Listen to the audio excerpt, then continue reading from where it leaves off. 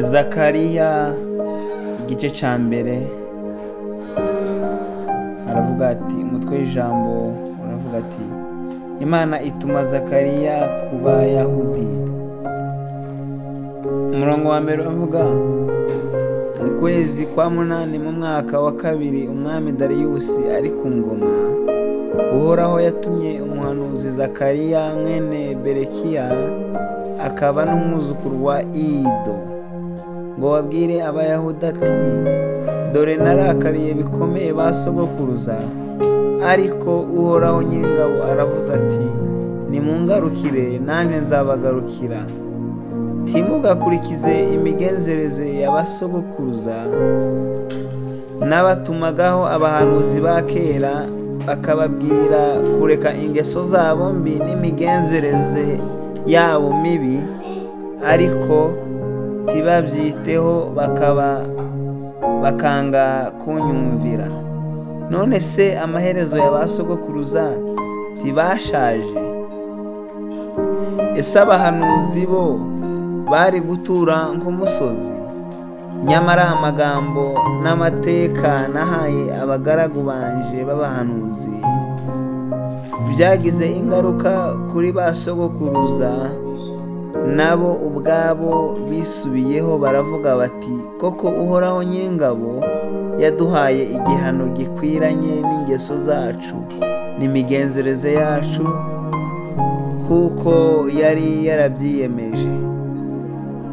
Iyerekwa rya mbere igice cya karindwi, ku itariki ya 20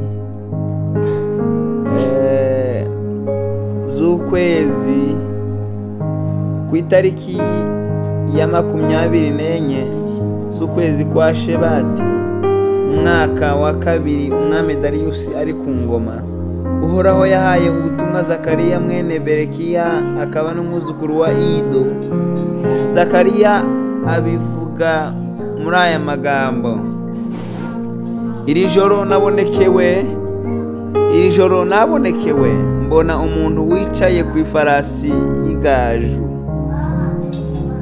yari ihagaze mu kabande hagati y'uduti twitwa imihadasi. Inyuma ye hari andi mafarasi y'amagaju n'ay'ibihogo n'ay'ibitare. Nuko ndamubaza nti, nyakubahwa, ariya mafarasi ashushanya iki? Umumarayika twavuganaga aransubiza ati, ngiye kukubwira icyo ashushanya. Nuko wa muntu wari mu duti aransobanurira ati, ariya mafarasi nayo Uhoraho yohereje ngo azenguruke isi.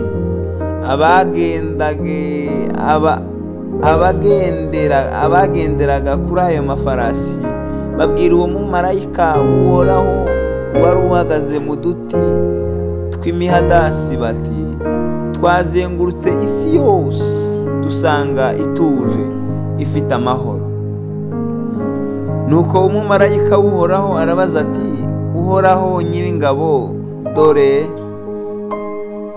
amaze imyaka 70 arakariye Yerusalemu n'indi miji y'Ubuyuda, mbese azageza ryari kutayigirira impuhwe? Uhoraho niko gusubiza umumarayika twavuganaga, amubwira amagambo meza yo kumuhumuriza. Nuko uwo mumarayika twavuganaga ambwira gutangaza ubu butumwa bw'Uhoraho Nyiringabo ati, urukundo nkunda Yerusalemu n'urwo nkunda umurenge wayo wa Siyoni, rutuma mpafuhira cyane. Ariko kandi uburakari mfitiye amahanga adamaraye nabwo ni bwinshi. Koko rero narakariye Yerusalemu buhoro, maze ayo mahanga abyishingikirizaho arayisenya. None rero Uhoraho Nyiringabo aravuze ati, ngiye kugarukira Yerusalemu, nyigirire impuhwe ingoro yanje izongera ihubakwe, umujyi wa Yerusalemu uzafatwa ingero wongere wubakwe.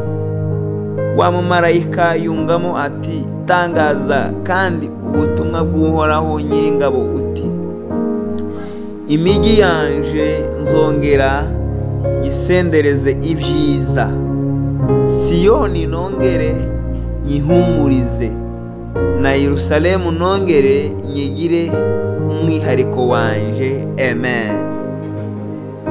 Wa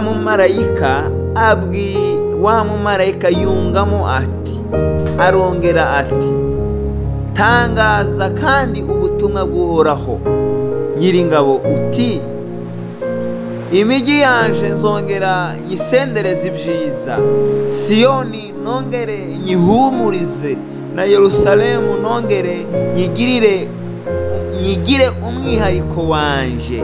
Ni ukuvuga ngo ubwiza bw'Imana buzongera bugaruke ku bayo, nubwo batakaje igikundiro imbere yayo, nubwo basa n'abayitereranye, nubwo twasa n'abavuye imbere yayo, nyamara Uwiteka aracyadufite igikundiro. Azongera yubake umuryi wayo, azongera atugire abera bayo, azongera adukoreshe n'urwo rukundo Imana idukunda. Murakoze cyane, Imana ibahe imigisha.